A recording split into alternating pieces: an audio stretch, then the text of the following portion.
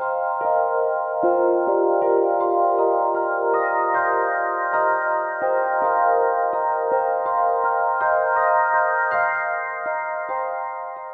right, everyone get ready because today we are going deep on a study.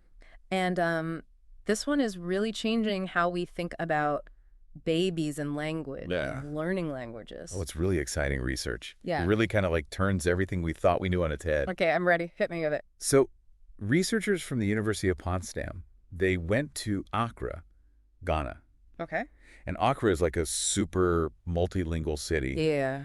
And they studied 121 babies, Wow. all between 3 and 12 months old. Oh my gosh, tiny babies. Tiny little babies. Okay, so I'm picturing a bustling city, lots of energy. Yeah. But what makes these babies so unique? Well, these babies are exposed to so many languages every single day. Like we're talking between 2 and 6. Wait, 2 to 6. At that age, I'm still trying to remember what I had for breakfast. Right. It really kind of throws that whole one caregiver, one language thing out the window. Yeah, no kidding. Yeah. So it's not just like they're overhearing these languages, like they're actually having conversations in these different languages. It's not just passive exposure. They're interacting with multiple caregivers. Yeah. Family members, neighbors, relatives, Wow. all speaking different languages directly to them. So it's really like a full immersion experience. Totally.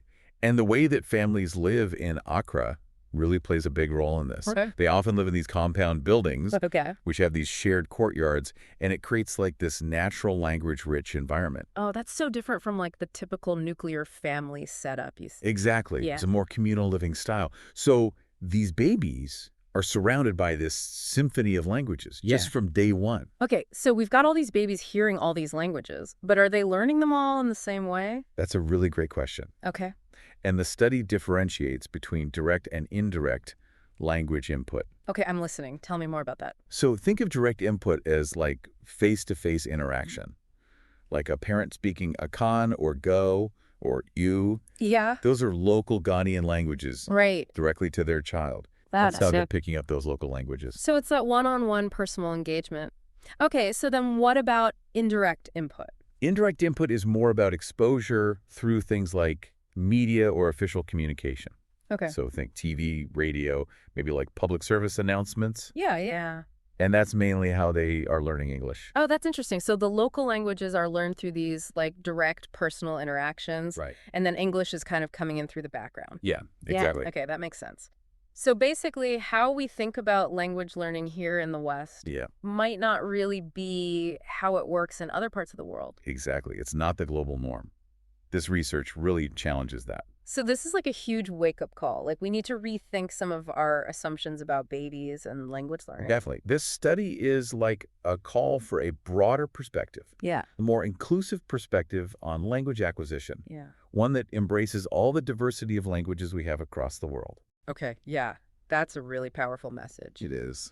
Okay, so we've laid the groundwork here. We've got these babies in Accra growing up, hearing all these different languages. Yeah. And it seems like they're thriving. Right.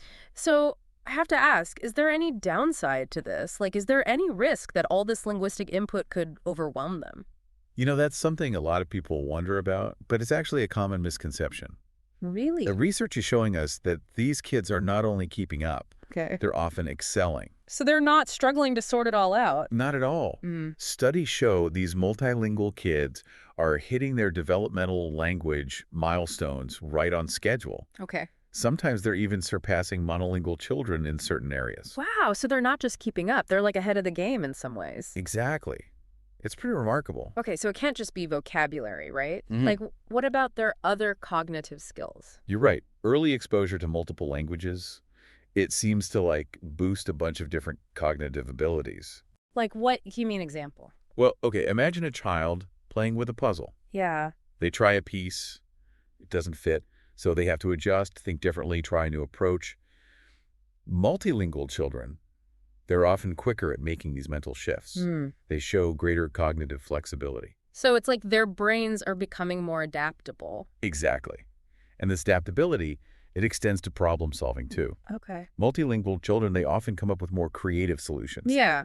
They're thinking outside the box because they've been trained to navigate these different linguistic systems. I can see how that would be a huge advantage, not just as a kid, but like throughout life. Oh, absolutely. Yeah. And then there's executive function, which is basically the brain's control center, Okay.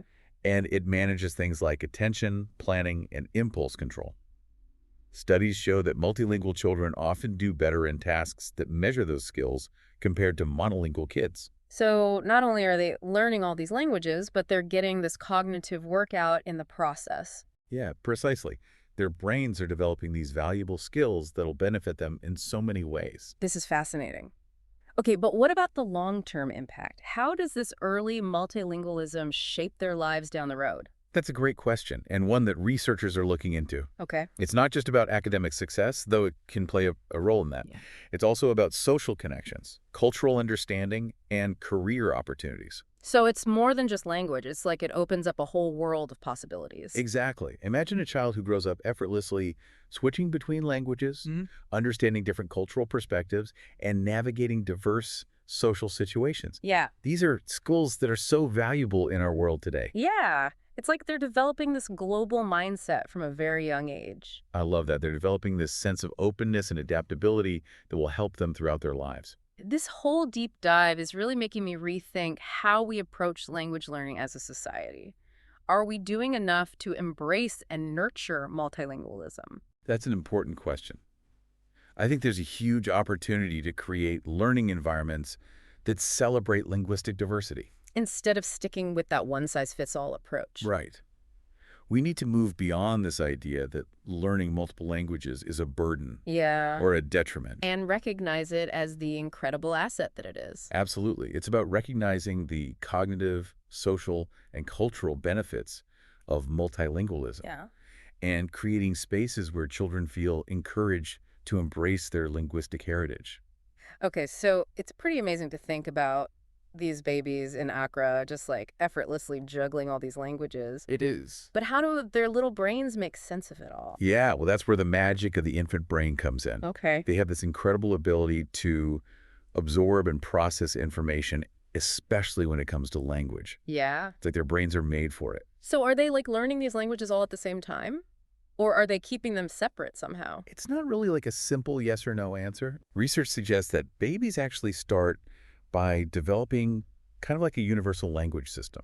Okay. They're picking up on patterns and sounds from every language they're exposed to, Okay. almost like they're building this giant linguistic database. A linguistic database. That's a really cool way to think about it. Yeah. So when does this database start to get organized? As they grow, they start to differentiate between the languages.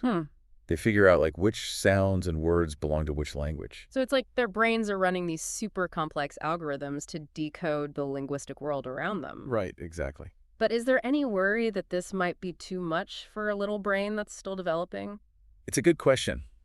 But actually, the research shows that this early exposure to multiple languages doesn't hold them back. Okay. In fact, they often hit their language milestones at about the same pace as monolingual kids. So all those worries about kids getting confused or falling behind Yeah. are basically unfounded. It seems that way. It's more likely to help them than hurt them. That's good news for parents who are thinking about raising their kids with multiple languages. Yeah, it really challenges that old way of thinking. This whole deep dive has been so eye-opening. It feels like we need to totally shift our perspective.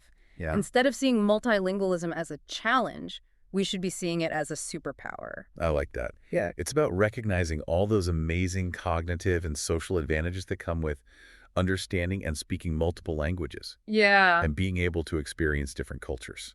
So as we wrap up here, what's the big takeaway you want our listeners to remember? The biggest thing to remember, I think, is this. The human brain is wired for language. Okay. And that wiring, it's even more powerful when it's exposed to many languages from an early age. Yeah, it's about creating environments where kids feel comfortable and excited to explore language. Yes. Where they can celebrate their own linguistic heritage and find new ways to connect with the world. Exactly. Celebrating diversity, questioning what we think we know, and realizing the full potential of language. Well, this has been an incredible journey into the world of multilingual babies. It has. And it feels like we've only just begun to explore this topic. Yeah, there's so much more to learn. But hopefully this deep dive has got our listeners thinking about their own relationship with language Yeah. and all the amazing possibilities that come with multilingualism. It's a good reminder that every child has the potential to be a citizen of the world, to really understand and connect with others. I agree. Thanks for joining us on this deep dive, and until next time, keep your minds curious and your ears open to all these beautiful languages all around us.